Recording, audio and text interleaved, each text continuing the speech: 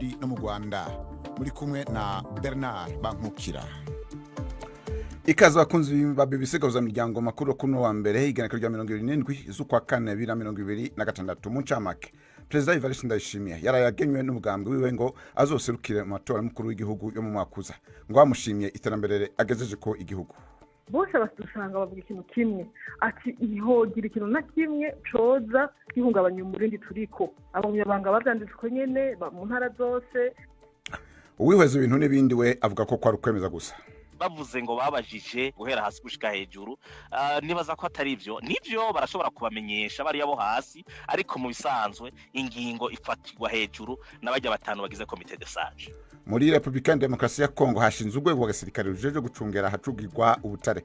Muri Afrika y'Epfo havugwa abirabure baturuka mu bindi bihugu bahamagarirwa kwitwararika umutekano wabo muri iminsi. Mu yandi makuru mu mikino umunyakenya yaciye agahigo gashya ka London Marathon mu gihe umunyarwandakazi nawe yatsindiye umudari wa zahabu mu Buhinde. Kurikira amakuru y'imikino mbagezaho gendi Yves Bucyana. Amakuru ahagariwe na Anne Marie Niwemiza. Idoni mu kanyo w'amakuru avuga hiya none kwisi mushikirizwa na Latifa Mutesi.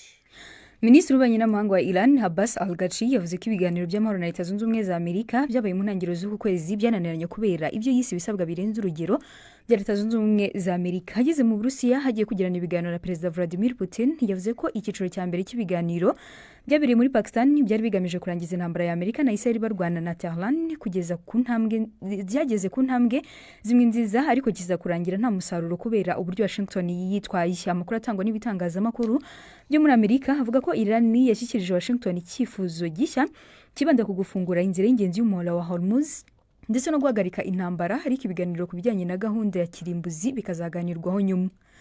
Umuyobozi w'ishyirahamwe rikuru rihagarariye abafite amato atwara ibitoro yatangaje ko ibihumbi by'abasare bahize mu nzira y'ingenzi y'umuhora wa Hormuz bahanganye n'ibibazo bikomeye birimo ihungabana rikabije ryo mu mutwe, umunaniro ukabije ndetse n'iterabwoba rishyira ubuzima bwabo mu kaga.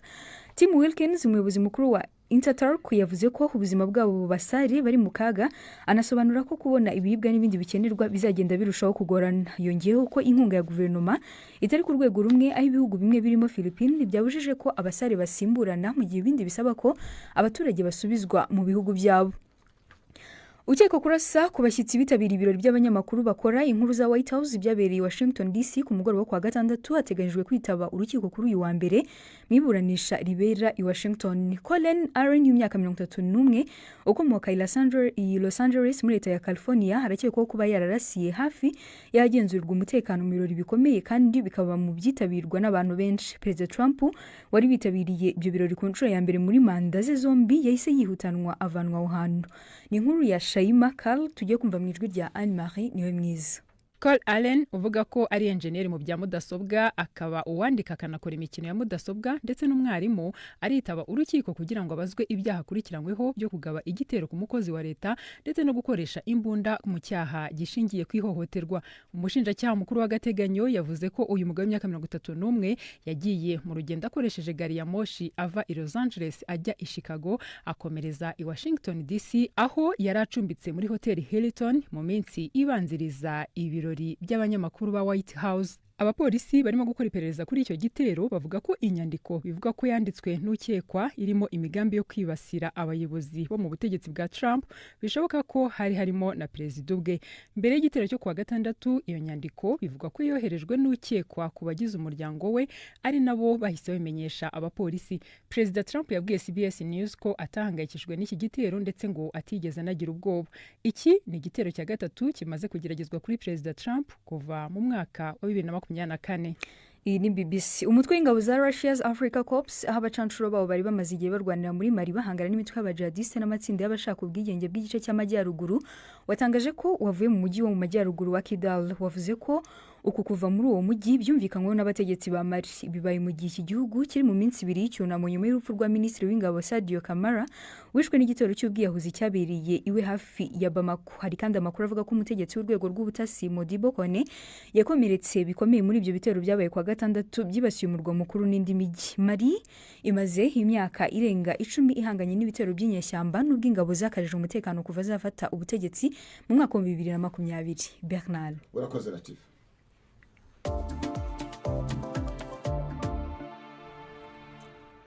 Perezida Evariste Ndayishimiye kuva ejo yararanye itike ryo kuzo kwitoza abwira kabiri matora mukuru w'igihugu yo mu mwaka uza atowe azoca atwara gushika muri 2034 yemejwe mu ikoraniro kaminuza ryasanzwe ry'umugambwe w'SNDD n'ubwa mbere uwo mugambwe ugena umukandida hakirikane nk'uko mu gihe hasigaye umwaka n'inusu kugira ngo amatora abe kare uwo mugambwe ahora ugena umukandida hasigaye amezi make gusa mukanya uvuganye na Doriane Munezero ajejwe igisata cyo kumenyesha amakuru mu mugambwe mbanza kumaza ica bitumye ni kubera iki twoba twazinze kandi kuri nta kuzinduka kurimwo murabona ko twebwe tabaye inyuma y'uko mbere no mu gihe cyo gutunganya amatora wari watanguje isekeza yo kukaburira abantu bamenyesha ko igihe kigeze mu mwaka wa 2020 twagiye kubijamwo mu kwezi kwa mbere twarabonye ko mu ntunganyo hari ibice bigorana burya amatora arategurwa nico gituma bwa dushike ku musaruro muhora mubona burya birategurwa igihe kitari gito ubu rero dushaka twitunganye muri byose haba mu kwegeranya ibikoresho si byose bikorerwa mu gihugu cy'u Burundi no gutegekanya gushira hamwe ibyumviro byo tuzoja gusigurira abarundi ikibi ni cakare mwebwe kumbure mwatuzindutse ariko harageze kuri twebwe mu kumugena hakiri kare hasigaye ikirigo kirenga umwaka ngira ngo amatora abe ubu aracari umukuru w'igihugu amabanga yiwe nk'umukuru w'igihugu ntashobora kwinjirirwa kumbure n'iryo genwa ugasanga kumbura hagiye ariko ariyamamaza hataragera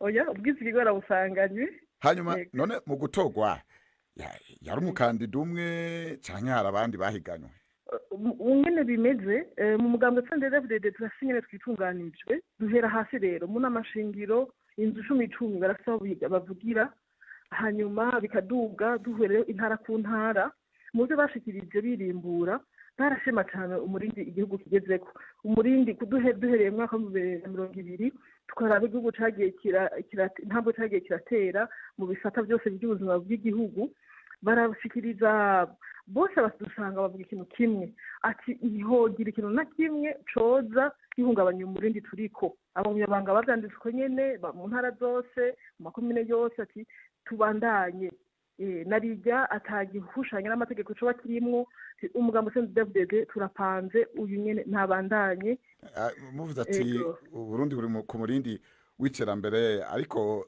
dufate turavye ikiringo ciwe ca mbere Burundi bwugarijwe n'ubukene bw'ibitoro ubukene bw'amafaranga mvamakungu n'ibindi byose ibi byose bikagira ingaruka ku bindi bisata by'ubutunzi bw'igihugu ngira ngo nkuko abatari bake babibona ugushika naho ubu Burundi buharurwa mu bihugu vya nyuma ku isi none abagumyabanga bashimiye iki umukuru w'igihugu ku buryo bosubira kumwizigira sinzi neza abo muganira baribo ariko uvuze ngo yugarijwe ubukene bw'igitoro ntimufatira kuri ico ahaca numva umengo ntimuronka amakuru akwiye ariko nagenda babwire yuko imibereho y'abenegihugu yateye imbere iyo bitaba gutyo ntihari kwizigirwa ukuraho ataguhigimanga kurimwo umwimbu uri mu gihugu uko abenegihugu bayeho uko bavugwa uko rwaruka rwifashe yasanze havuga shomaje ariko ubu siko biri na gatonya tubona amatara n'amazi